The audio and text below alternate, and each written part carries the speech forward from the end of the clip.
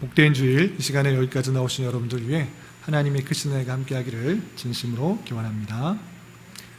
아울러 여러 가지 사정으로 영상으로 예배에 참여한 모든 분들에게도 동일한 은혜가 있기를 기원합니다. 6월 둘째 주입니다. 6월은 선교라는 주제를 보내고 있습니다. 선교, 복음을 전파하는 일인데 그것을 너무 남의 일로 여기는 경우가 많이 있는 것 같습니다. 선교? 나하고는 좀 상관없는 일이야.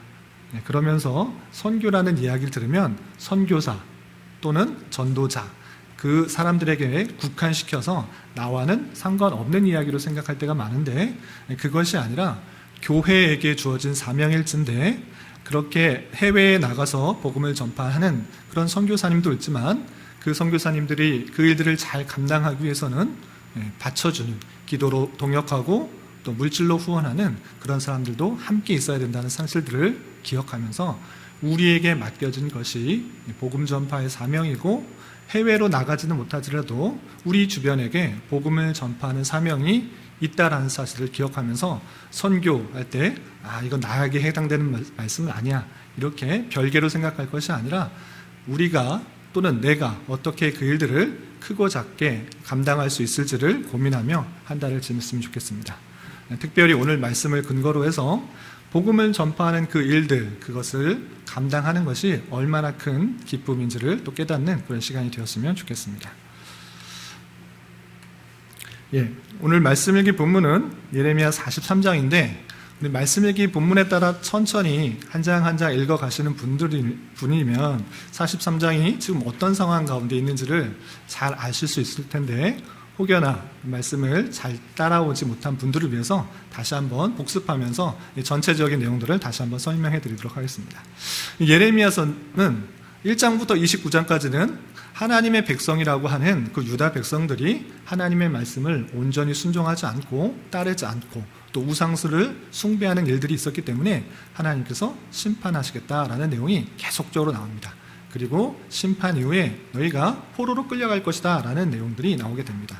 그리고 그렇게 끝나는 것이 아니라, 심판받고 끝나는 것이 아니라 30장부터 35장까지는 그 유다를 하나님의 주권 가운데 하나님의 택하신 백성이기 때문에 회복시키시겠다라는 내용이 나오고, 그리고 너희들이 몸으로 행하는 그런 지키는 그런 율법, 그런 언약이 아니라 마음속에 새로운 언약을 심어주어서 너희는 내 백성이 되고 나는 너희의 하나님이 될 것이다 라는 새로운 언약을 다시 한번 알려줍니다. 그리고 36장부터 41장까지는 드디어 하나님께서 계속적으로 누차 강조하면서 예언했던 그 내용, 유다 백성들이 심판받는 내용이 나옵니다. 그래서 39장에 보면 그 남유다가 바벨론에 의해서 멸망을 당하는, 아주 처참하게 멸망당하는 그 내용이 나오게 됩니다. 그리고 하나님께서 바벨론을 통해서 유다 백성들을 멸망시키셨는데, 멸망하고 모든 사람이 포로로 끌려가고 또 남아있는 사람은 전부 다 죽은 것은 아니고, 대부분 아주 유력한 자, 많은 사람들이 바벨론으로 포로로 끌려갔지만 그 전쟁통에 흩어진 사람도 있고 남아있는 힘이 없는 사람들도 여럿 있었던 것입니다. 그래서 그 남아있는 사람들을 다스릴 사람이 필요했기 때문에 바벨론 왕 느부갓네살은 그 남아있는 유다인들을 다스릴 한 사람의 총독을 세웠습니다.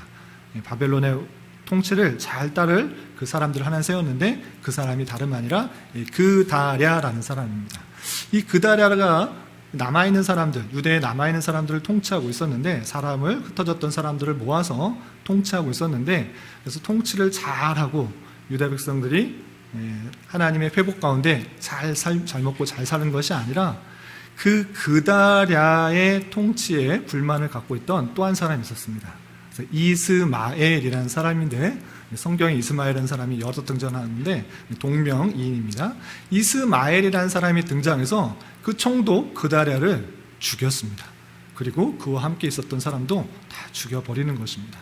그래서 바벨론이 세운 통치자 총독 그다랴도 죽이고, 또 그다랴를 도울 바벨론의 군사까지 죽이자 이 바벨론의 해를 받을까 두려워해서 그 남아있는 사람들은 여기서 살면 안 되겠다, 여기서 있으면 죽겠다. 그리고 어떻게 생각했느냐, 여기가 아니라 큰 대국 애굽으로 내려가서 살면 우리가 살 수 있을 것이다.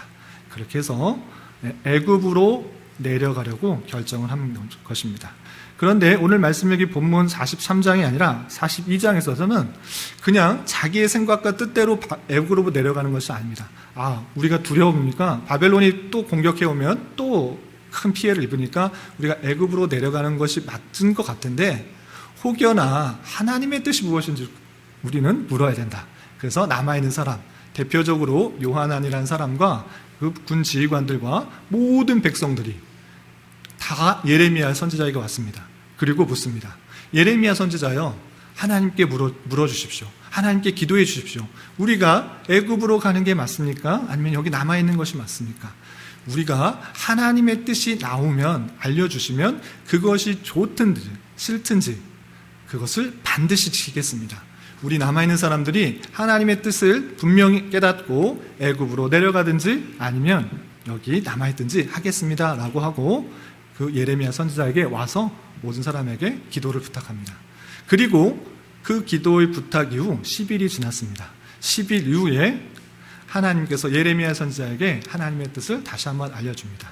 그리고 그 예레미야 선지자는 그 남아있는 백성들에게 하나님의 뜻을 전파합니다. 그 내용이 42장 전반적인 7절부터 22절까지 나오는데 3번씩이나 반복해서 말씀하십니다. 어떻게 하느냐? 애굽으로 내려가는 것, 그거 하는 것 아니다. 애굽으로 갈 필요 없다. 이 땅에서 남아있는 것이 하나님의 뜻이다. 너희들 애굽이라는 큰 나라에 가서 살면 살 것 같지만 오히려 하나님께서 바벨론을 들어서 애굽을 심판하실 것이다. 너 거기로 내려가지 말고 이 땅에서 살아라. 너 바벨론 왕이 또 다시 내려와서 너희들 칠 것이고 복수할 것이고 또 그다리아 총독과 군사들을 죽인 것으로 인하여 해코지할 것 같으냐? 그런 거 걱정하지 말고 두려워하지 말고 바벨론 왕을 두려워하지 말고 이 땅에서 살아라 라고 계속적으로 3번씩이나 알려주게 됩니다. 그런데 그 하나님의 뜻을 받은 그 백성들, 요하난과 군대 지휘관과 백성들의 반응이 어떠한가? 분명히 하나님께서 말씀하시는 대로 내가 순종하겠습니다. 그것이 좋든지 싫든지 하나님의 뜻이면 반드시 순종하겠습니다 라고 하면서 예레미야 선지자에게 왔는데 하나님의 뜻을 알려주자 그 뜻을 온전히 순종한가 순종하지 않은가, 그 내용이 43장에 이어지는 것입니다. 오늘 말씀을 통해서 이스라엘 백성들의 반응이 어떠한지 살펴보도록 하겠습니다. 우선 1절부터 7절까지는 요하난이 예레미야의 예언을 불순종하여 남은 자를 거느리고 애굽으로 가는 내용이 납니다. 42장 7절부터 마지막 22절까지 하나님의 뜻을 잘 알려줬습니다. 하나님께서 정말 원하는 것이 무엇인지를 잘 알려줬습니다. 그래서 하나님의 뜻을 알려줬음에도 불구하고 그들의 백성들의 모습들은 순종하지 않는 모습들이 나타나는 것입니다. 1절에서는 앞서서 했던 하나님의 말씀이 다 잘 전해졌다라고 하고 마쳤다라는 내용이 납니다. 예레미야 43장 1절 말씀을 함께 읽어보겠습니다. 시작. 예레미야가 모든 백성에게 그들의 하나님 곧 그들의 하나님 여호와께서 자기를 보내사 그들에게 이르신 이 모든 말씀 말하기를 마치니. 예레미야가 모든 백성들에게 하나님의 뜻을 잘 알려줬습니다. 그 뜻이 무엇이었습니까? 바벨론을 두려워하지 말고 이 땅에서 살아라. 너 걱정하지 말고 이 땅에서 살아라. 하나님께서 지켜주실 것이다. 이렇게 말한 것입니다. 애굽으로 내려갈 생각 하지 말아라 라고 말했던 것을 마쳤다라는 표현이 됐습니다. 그런데 이 이야기를 듣고 어떻게 반응하는가? 요한한과 또 그 주변에 있던 군대 지휘장과 그 백성들이 분명히 자신이 따르겠다고, 하나님의 뜻이면 그대로 순종하겠다고 말했음에도 불구하고 그대로 순종하지 않고 오히려 예레미야를 거짓말쟁이다, 하나님께서 그렇게 하신 말씀 없다, 그렇게 한 거 없다 라고 비난하는 내용이 이어지게 됩니다. 2절 말씀 함께 읽어보겠습니다. 호사야의 아들 아사랴와 가레아의 아들 요하난과 모든 오만한 자가 예레미야에게 말하기를 내가 거짓을 말하는도다. 우리 하나님 여호와께서는 너희는 애굽에서 살려고 그리로 가지 말라고 너를 보내어 말하게 하지 아니하셨느니라. 사람들이 이렇게 말합니다. 누구냐? 아사랴, 요하난, 그리고 모든 오만한 자, 오만한 자라고 표현하고 있습니다. 오만한 자들이 모여서 예레미야에게 따지는 것입니다. 거짓말하지 마라. 하나님께서 그렇게 말한 적 없다. 누가 어떻게 들었냐? 그거 거짓말이다 라고 하면서 예레미야를 거짓말쟁이라고 비난하는 것입니다. 그리고 심지어는 그들이 바룩이 선지자를 꾀어서 무리로 죽거나 사로잡혀 가도록 남아있으면 바벨론이 다시 내려와서 끌고 갈 테니까 그렇게 하기 위함이다 라고 모함을 하는 것입니다. 43장 3절 말씀 함께 읽어보겠습니다. 시작. 이는 네리야의 아들 바룩이 너를 부추겨서 우리를 대적하여 갈대아 사람의 손에 넘겨 죽이며 바벨론으로 붙잡아 가게 하려 함이라. 그가 그렇게 말한 것은 우리를 바벨론에 붙잡혀 가려고 하게 한 거 아니냐라는 것입니다. 당연히 바벨론에게 밑보였기 때문에 바벨론이 세운 총독도 죽이고 바벨론의 군사도 죽였기 때문에 당연히 그들에 의해서 보복을 당한 것인데, 애굽으로 피하지 말고 그곳에 살라고 하는 것은 그것은 우리를 다시 바벨론의 포로로 붙잡혀 가게 한 것 아니냐, 이렇게 생각하면서 예레미야의 모함을 하는 것입니다. 그리고 5절부터 7절까지는 그렇게 예레미야의 말을 순종하지 않고 비난할 뿐만 아니라 하나님의 뜻을 거스르면서 애굽으로 모든 사람을 이동시키는 내용이 납니다. 그리고 자신들만 가는 것이 아니라 바룩과 예레미야 선지자도 억지로 끌고 가는 것을 볼 수 있습니다. 분명히 예레미야 선지자는 이 땅에서 사는 것이 하나님의 뜻이다 라고 분명히 말했는데, 자신만 가기에는 좀 불안했는지 바룩과 예레미야 선지자도 함께 거느리고 가는 모습을 볼 수 있습니다. 5절부터 7절까지 말씀 함께 읽어보겠습니다. 시작. 가레아의 아들 요하난과 모든 군지관이 유다의 남은 자 곧 쫓겨났던 여러 나라 가운데서 유다 땅에 살려하여 돌아온 자 곧 남자와 여자와 유아와 왕의 딸들과 사령관 르부사다다니 사반의 손자 아이감의 아들 그다라에게 맡겨둔 모든 사람과 선지자 예레미야와 네리야의 아들 바룩을 거느리고 애굽 땅에 들어가 다바네스에 이르렀으니 그들이 여호와의 목소리를 순종하지 아니하더라. 분명히 하나님의 뜻이 선포되고 전해 주었음에도 불구하고 그거 바벨론에게 포로로 끌려가게 하는 그런 거짓이다 라고 생각한 나머지 요하난과 군지휘관들과 모든 사람들이 애굽으로 이동을 하게 된 것입니다. 뿐만 아니라 예레미야와 바룩까지 함께 끌고 애굽으로 이동하게 되었습니다. 이렇게 애굽으로 이동하게 된 그 남아있던 사람들, 그 사람들에게 다시 한번 하나님의 말씀이 임하게 됩니다. 어떤 말씀이 임하게 되는지 그 내용들을 계속 살펴보겠습니다. 예레미야 43장 9절 보면 상징 예언 또는 행동 예언, 하나님의 말씀이 그렇게 전했는데도 불구하고 잘 따르지 않자 행동을 하는 것을 통해서 알려주게 됩니다. 계속적으로 예레미야 선지자를 통해서 행동 예언 또는 상징 예언이 나오는데, 어떤 행동을 통해서 하나님께서 원하시는 것들을 깨닫도록 하는 것입니다. 어떻게 하라고 하셨는지 9절 말씀을 함께 읽어보겠습니다. 시작. 너는 유다 사람의 눈앞에서 내 손으로 큰 돌 여러 개를 가져다가 다바네스에 있는 바로의 궁전 대문의 벽돌로 쌓은 축대의 진흙으로 감추라. 어떤 일을 행하라고 했냐면 아주 큰 돌 여러 개를 가져다가 바벨론 궁전, 애굽의 왕이 바로입니다.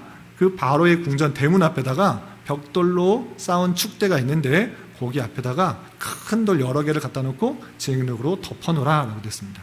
그런데 아무도 모르게 하라는 것이 아니라 어떻게 하라고 했습니까? 유다 사람의 눈앞에서, 유다 사람들이 잘 보게, 아무도 모르게 그렇게 하라는 것이 아니고 좀 봐라라는 것입니다. 이상한 행동을 하는 것입니다. 큰 돌 여러 개를 가져다가 바로의 궁전 대문 앞에 축대에다가 이렇게 쌓아놓는 거 왜 그러는 거냐, 예레미야도 도대체 왜 그러냐, 왜 쓸데없는 행동을 하냐, 이상한 행동하느냐, 이상하게 여기도록 하라는 것입니다. 유다 사람들 눈앞에서 이상한 행동을 보이자 그 사람들이 보고 저거 왜 그러는 것일까 생각할 수 있도록 하라고 그렇게 시켰습니다.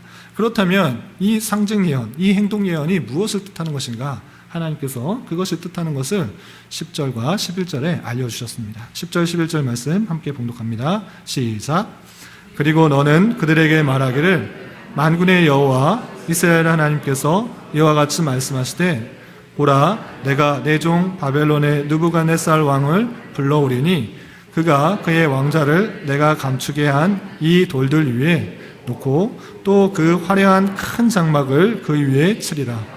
그가 와서 애굽 땅을 치고 죽일 자는 죽이고 사로잡을 자는 사로잡고 칼로 칠 자는 칼로 칠 것이라. 예? 그 뜻을 이제 알려주었습니다. 큰 돌 여러 돌을 가져다가 바벨론 궁전 앞에 축대에다가 대문 앞에 축대에다 딱 쌓아놓은 거 그게 무슨 뜻이냐라고 할 때 그것은 다름 아니라 이 여러 개의 큰 돌 위에 바벨론의 큰 장막, 화려한 장막이 쌓일 것이다 라는 것들을 알려준 것입니다.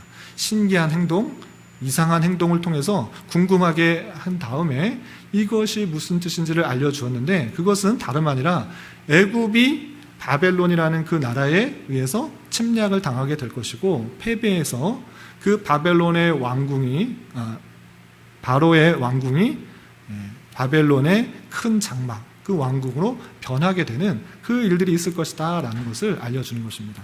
그래서 애굽 땅에서 전쟁이 일어나서 치고 죽일 자는 죽이고 사로잡는 자는 사로잡고 칼로 칠 자는 칼로 칠 것이라 하면서 큰 전쟁이 있고 애굽이 오히려 질 것이다, 멸망하게 될 것이다.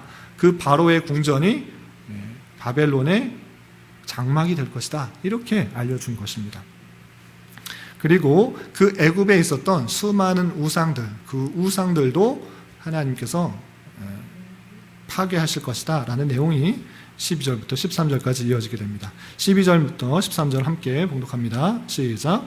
내가 애굽 신들의 신당들을 불지으리라.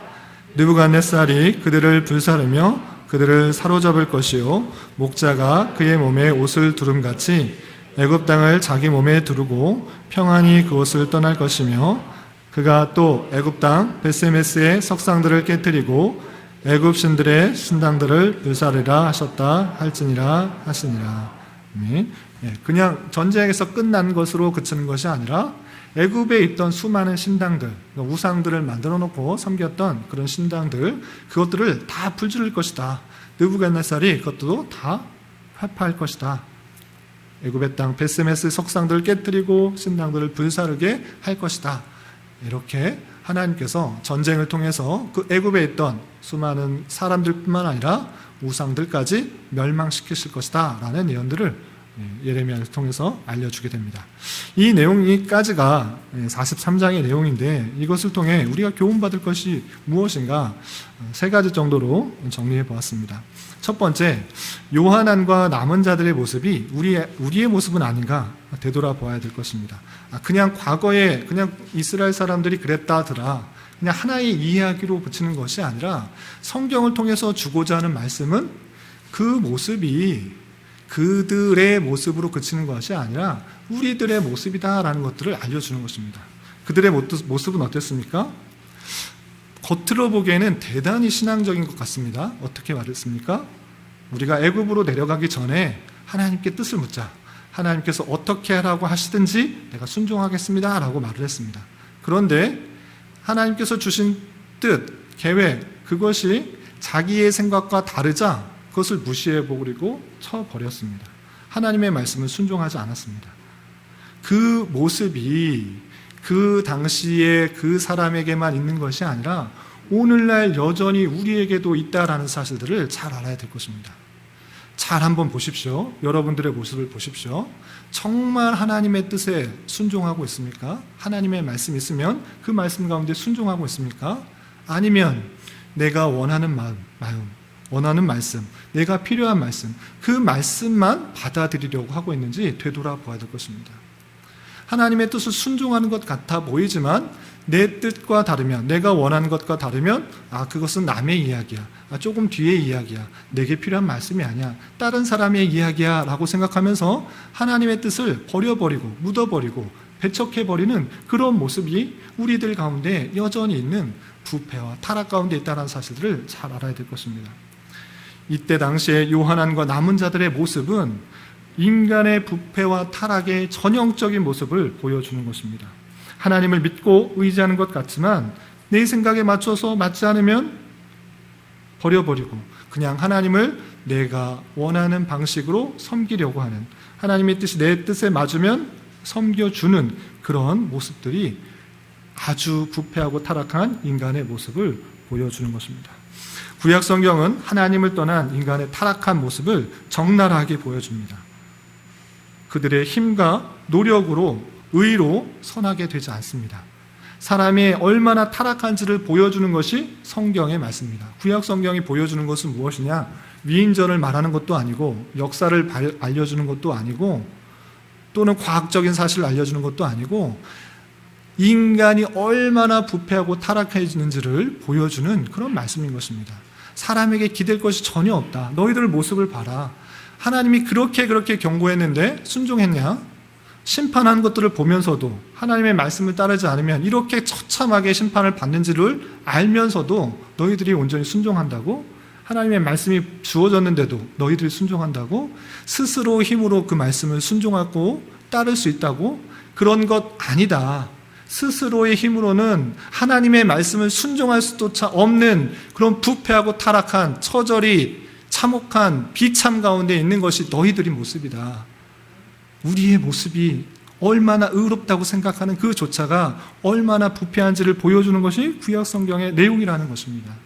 전적으로 타락하고 부패하였기 때문에 하나님의 말씀을 따르는 것 같아 보이지만 그 조금의 모습조차도 내 유익을 위해서, 내 생각을 위해서, 내 판단을 만족시키려고 하는 그 하나의 몸부림밖에 없다라는 것들을 구약 성경을 통해서 보여주는 것입니다.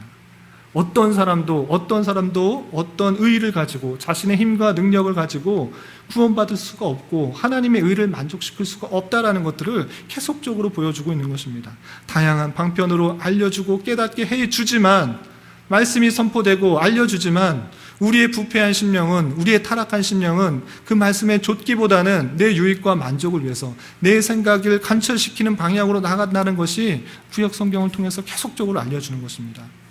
우리의 힘과 우리의 의와 우리의 선행으로는 전혀 구원받을 수 있는 것이 아니라, 우리의 구원은 오직 하나님의 은혜, 하나님의 선택, 하나님의 주권, 하나님의 택하신 백성 가운데 베푸시는 은혜 가운데 있다는 사실을 성경을 통해서 알려주는 것입니다. 구약 성경의 수많은 사람들이 계속적으로 부패하고 타락하고 소망이 없다는 것들을 보여주고, 그 소망 없는 사람들에게 하나님께서 한 줄기 빛을 보여주셨는데, 그것은 다름 아니라 예수 그리스도, 우리 대신, 죄의 값을 대신 지어줄 그 예수 그리스도를 이 땅에 보내주셔서 그의 십자가의 보혈의 피로 말미암아 우리의 죄악들, 우리의 타락들, 우리의 본성들을 다 씻어주시고 덮어주시고 깨끗게 하여 주셔서 구원을 얻게 해주신다는 그 놀라운 사랑을 보여주는 것이 성경 말씀인 것입니다. 그때 당시에 그 요한안과 지휘관들과 모든 백성들을 비난하고 손가락질할 것이 아니라, 그 손가락질은 나에게로 향하여서 내 모습이 이러한데, 내 모습이 참으로 부패하고 타락하였는데, 내 모습이 정말 하나님의 뜻을 찾고 그 뜻대로 순종하려는 것 같지만 그것조차도 참으로 나의 유익과 만족만을 위한 삶이었구나라는 생각을 하며 우리의 부패와 타락을 잘 깨닫고 오직 주님의 은혜로 예수 그리스도를 믿게 되었고, 또 그 믿음으로 말미암아 구원받았다는 사실로 인하여서 진심으로 감사와 찬송을 돌려드리는 자가 되어야 될 것입니다. 이런 말씀을 대하면서 여러분들에게 질문하고 싶습니다. 여러분들의 삶의 주인은 누구입니까? 여러분들의 삶의 모든 결정을 하고 있는데 주체가 누가 되고 있습니까? 그냥 광고 카피의 한 문구처럼 내 삶의 주인은 나다 라고 생각하는 것이 아니라, 부패한 타락 가운데 있는 내 본성을, 내 부패한 타락 가운데 있는 내 모습을 잘 아는 자로서 내 삶의 주인이 오직 주님이 되어서 주님께서 나를 이끌어 가시도록 맡겨드리는 삶, 그것이 성도의 마땅한 삶이라는 것들을 잘 알고 나아가야 될 것입니다. 두 번째로 생각해야 될 것은 예레미야 상징 예언 또는 행동 예언을 통해서 보여준 것이 무엇인지를 잘 생각해 봐야 될 것입니다. 예레미야와 바룩 그리고 모든 사람들이 애굽으로 이주하였습니다. 이주하였을 때도 하나님께서 그들을 버리지 않으시고 또 예레미야 선지자에게 말씀해 주셨습니다. 어떤 말씀을 해주셨습니까? 어떤 행동 예언을 통해서 하나님의 뜻을 알려주셨습니까? 바로의 궁전에다가 큰 돌 여러 개를 쌓아놔라. 그거 왜 그러냐? 그 돌이 바벨론에 의해서 천막이 되는, 성막이 되는 그런 일들이 있을 것이다 하는 것들을 깨닫게 해준 것입니다. 그것이 뜻하는 것이 무엇입니까? 그냥 단순히 바벨론이 쳐들어왔구나, 애굽이 망하게 되는구나, 이것을 말하는 것이 아니라 그들이 믿고 있는 애굽, 그들이 신뢰하고 있는 애굽, 그들이 모든 것을 전폭적으로 의지하고 있는 애굽, 그것이 하나님이 아닐 때는 하나님의 심판이 임하게 될 것을 보여주는 사실이라는 것들을 잊지 말아야 될 것입니다. 인간적인 판단에서 보면 여러분들이 만약에 지금부터 2600여 년 전으로 가서 여러분들이 유다의 남은 백성이라고 생각해 보십시오. 그다랴 총독을 세웠는데 그다랴 총독을 죽음을 당했습니다. 바벨론이 세워놓은 그 총독을 죽였습니다. 여러분들은 애굽에서 살겠습니까? 아니면 이 땅에서 살겠습니까? 어떻게 하겠습니까? 사람의 당연한 판단은, 합리적인 판단은, 자연적인 생각은 여기 있다간 죽겠다. 또 바벨론이 쳐들어와서 내가 세운 군사들고 총독들 다 죽였다고? 여기 있으면 당연히 또 해를 받거나 포로로 끌려가거나 하겠다. 여기 있으면 안 된다. 더 큰 나라로 가자. 애굽으로 가자. 밑에 있는 아주 큰 대국 애굽으로 가자. 이집트로 가서 사는 것이 우리의 희망이다. 우리의 마땅한 바다라고 생각하지 않을 사람이 있습니까? 그냥 세상적인 눈으로 보면, 세상적인 기준으로 보면, 인간적인 눈으로 보면, 합리적인 판단에 의하면 애굽에서 내려가서 피난하여서 사는 것이 마땅한 것입니다. 그런 모습들, 그렇게 인간적이고 합리적인 판단을 하는 것, 세상적인 기준에 의해서 큰 힘, 큰 능력, 큰 기댈 것, 큰 재산, 큰 부, 큰 명예, 이런 것들에 기대는 것, 하나님이 아닌 그런 것에 붙들어 살려고 하는 그 모든 것, 하나님께서 하나님의 때에 심판하시겠다라는 것입니다. 그들은 애굽이 바벨론보다 훨씬 더 강할 줄 알았습니다. 훨씬 더 능력이 뛰어날 줄 알았습니다. 애굽으로 내려가면 편안하게 살 줄 알았습니다. 그런데 그것이 하나님을 떠난 사람이었고, 하나님을 의지한 것이 아니라 세상적인 가치관에 의해서 애굽을 의지한 것이기 때문에 하나님께서 그것을 쳐버릴 것입니다. 애굽을 의지한다? 하나님이 아닌 다른 것을 의지한다? 그것이 얼마나 가치가 없는 것인지를 적나라하게 보여준 것입니다. 하나님께서 분명히 말씀하셨는데 그 말씀을 순종하지 않고 인간적인 판단과 가치관에 의해서 애굽을 순종하는 것, 그것은 편하기 마련이고 이 세상 것일 뿐이고 없어질 것일 뿐이라는 것들을 세상 사람들, 유대 사람들에게 알려주는 것입니다. 이 말씀을 오늘날에도 똑같이 적용되는 것입니다. 여러분들이 정말 의지하고 있는 것이 무엇입니까? 정말 하나님 한 분만을 의지하고 계십니까? 아니면 돈이나 명예, 아파트, 땅, 변해버릴 그 세상적인 가치관을 붙들며 살아가고 있습니까? 그것 의지하는 것, 내 평안을 갖다 줄 것 같고, 쉼을 알 것 갖다 줄 것 같고, 안정을 갖다 줄 것 같은 그 모든 것들은 시간이 지나면, 세상이 변하면 없어질 것이고 부패해질 것이고 가치가 변하게 마련이라는 사실들을 우리는 말씀을 통해 잘 깨달아야 될 것입니다. 우리가 참으로 의지해야 될 것은 세상의 어떤 가치관이 아니라, 세상이 주는 어떤 풍요가 아니라, 번영이 아니라 오직 하나님이라는 것을 잊지 말고, 그 모든 것들이 부서지게 된다, 변하게 된다, 없어지게 된다는 사실을 가지고 우리는 하나님만 의지하는 삶을 살아가야 될 것입니다. 그리고 마지막으로 생각해야 될 것은 참으로 알 수 없는 일인데, 하나님께서 택하신 백성, 유대 백성들을 훈련시키고 연단시키시는 데 있어서 다른 나라를 사용했다는 것입니다. 유다가 멸망할 때 하나님 말씀을 그렇게 듣지 않아서 멸망할 때도 바벨론을 들어서 심판하셨습니다. 또한 남은 백성들이 자기네 살아보겠다고 애굽, 남쪽의 큰 나라 애굽으로 이주할 때도 또 바벨론에 의해서 또 애굽이 멸망당하고 심판을 받아서 또 하나님의 놀라운 손길들을 경험하게 되는 것입니다. 그런데 이와 같이 하나님께서는 그의 능력이 무한하셔서 하나님의 택하신 백성들만 운행하시고 섭리하시고 다스리는 것이 아니라 하나님을 전혀 알지는 못하는 민족일지라도, 바벨론일지라도 하나님께서 그의 백성을 훈련시키고 연단시키시는 도구로 사용하고 계시는 그 전능성을 잘 알아야 되는 것입니다. 하나님의 전능성은 모든 세상 모든 만물들을 다스리시고 운행하시고 섭리하시고 주장하시기 때문에 우연히 그냥 있는 것이 아니라 그 모든 사건과 환경과 여건을 통해서 궁극적으로 택하신 백성들을 성화시키는 것, 연단시키는 것, 하나님의 백성답게 이끌어 가시는 것에 초점이 맞춰져 있는 것입니다. 내가 왜 이렇게 힘든가? 왜 이렇게 어려운가? 안 좋은 일들만 있는가? 다름 아니라 하나님을 더욱더 붙잡고 의지하고 하나님께서 원하시는 삶을 살 수 있도록 다른 것에 귀 기울이는 것이 아니라 다른 것에 마음을 두는 것이 아니라 하나님만 붙잡고 하나님만 의지하고 하나님만 따르도록 그렇게 환경과 여건을 주시는 것입니다.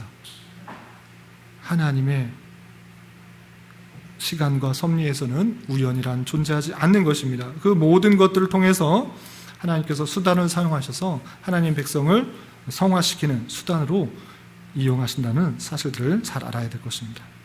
그런 가운데 있어서 우리는 6월달 선교의 달과 관련해서 좀 접목해 시켜봤으면 좋겠습니다. 하나님께서 모든 사람들을 다 사용하시고 모든 환경과 여건들을 다 사용하셔서 그의 뜻을 이루십니다. 그를 이루시는데 부족함이 없으신 분이십니다. 그런데 하나님께서 택하신 백성에게 복음이 전파되게 하시고 구원을 얻게 하시는 그 놀라운 일을 어떻게 하시는가라고 했을 때는 하나님이 능력이 없으셔서 그렇게 하시는 것이 아니라 하나님께서 택하신 백성을 부르시는 방편은 복음이 전파되는 방식으로 그 백성들을 부르십니다. 하나님께서 다른 거 물건, 동물들, 상황들, 여건들 다 하셔서 하나님의 뜻을 알게 하시고 신에 대한 두려움을 갖게 하실 수 있습니다. 그런데 구원을 얻도록 하는 그 일반적인 방편을 알게 하시는 것이 방편이 무엇인가, 수단이 무엇인가라고 하는 것은 복음이 전해지는 것, 복음이 전파되는 것을 통해서 듣게 되고 그 들음을 통해서 믿음이 생기는 것입니다. 그래서 로마서 10장 13절부터 15절까지는 여러분들 잘 아시는 이 말씀이 있습니다. 누구든지 주의 이름을 부르는 자는 구원을 받으리라. 주의 이름을 부르는 자, 믿는다라는 그런 뜻입니다. 그런즉 그들이 믿지 아니한 일을 어찌 부르리요? 듣지도 못한 일을 어찌 믿으리요? 전파하는 자가 없이 들으리요? 보내심을 받지 아니하였으면 어찌 전파하리요? 기록된 바 아름답도다 좋은 소식을 전하는 자들의 발이여 함과 같으니라 됐습니다. 그 믿음은, 구원은 어떻게 받는가? 믿음으로 받는 것입니다. 그 믿음은 어떻게 생기는가? 들음을 통해서 받게 됩니다. 그 들음은 어떻게 되는가? 전파하는 자를 통해서 생기게 되는 것입니다. 그러므로 전파하는 자, 그 좋은 소식을 전하는 자, 그것이 얼마나 아름다운가 이렇게 생각하고 있는 것입니다. 이 복음을 전파하는 것을 통해서 하나님의 택하신 백성이 복음을 듣게 되고 구원을 얻게 되는 하나님의 섭리가 있는 것입니다. 그런데 중요한 것은 이 일을 하나님께서는 얼마나 중요하게 생각하시고 얼마나 기뻐하시는지를 잘 알아야 되는 것입니다. 누가복음 15장에 여러 비유들이 있습니다. 대표적인 비유가 이것입니다. 잃은 양 99마리 중에 한 마리 양이